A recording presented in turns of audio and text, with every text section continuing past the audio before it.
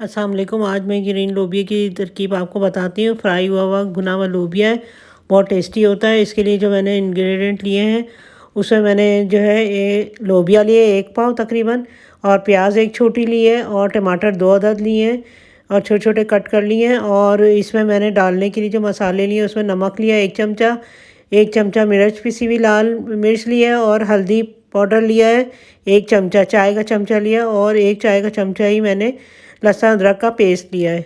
और इसमें डालने के लिए जो है मैंने हरी मिर्चें 2 अदद लिए जो कट कर ली थी, और हरा धनिया लिया है मैंने तकरीबन आधे कप के बराबर, यानी आधी गट्टी। और इसको जो है अदरक छोटी सी ली है जो कट कर ली है, लंबी लंबी कटिंग की हुई है। अच्छा, मैंने पानी उबलने को रखा था, इसमें मैंने लोबिया डाल दिया ताकि लोबिया बॉयल हो जाए। इसमें मैंने नमक भी डाला है, और नमक डाल के इसको बॉईल करने के लिए मैंने रख दिया था लोबिया को। और इतना पानी डाला है कि मैं इसका पानी फेंक दूंगी। और इधर मैंने दूसरे चूल्हे पे मैंने देगची में ऑयल डाला है मसाला तैयार करने के लिए, तकरीबन 2 चमचे ऑयल डाला है। और इसको इसमें मैं मसाला तैयार करूँगी। और इसको ऑयल को थोड़ी देर गरम करके उसके बाद इसमें मैंने प्याज डाली है, और प्याज को लाइट ब्राउन सा कर लूँगी। बिल्कुल लाइट सा ब्राउन करना है प्याज को। और ये देखिए यह लाइट ब्राउन हो गई। अब इसमें मैं टमाटर डाल दूँगी। और टमाटर मैंने छिलका उतार के छोटे छोटे कट करके रखे थे। आप चाहें तो मशीन में ब्लेंड भी कर सकती हैं, और ग्राइंडर मशीन में। और इसमें मैंने नमक डाल दिया, और ये देखिए नमक डाला, धनिया पाउडर डाला है, और लहसुन अदरक का पेस्ट डाला है मैंने इसमें। और ये सब चीज़ें मैंने इसमें डाल दूँगी। ये देखिए इसमें मैंने सारी चीज़ें डाल दी हैं। और अब इसको जो है भूनूंगी मैं अच्छी तरह से, थोड़ा पानी डाल के, और ये अच्छी तरीके से मैं भून लूँगी।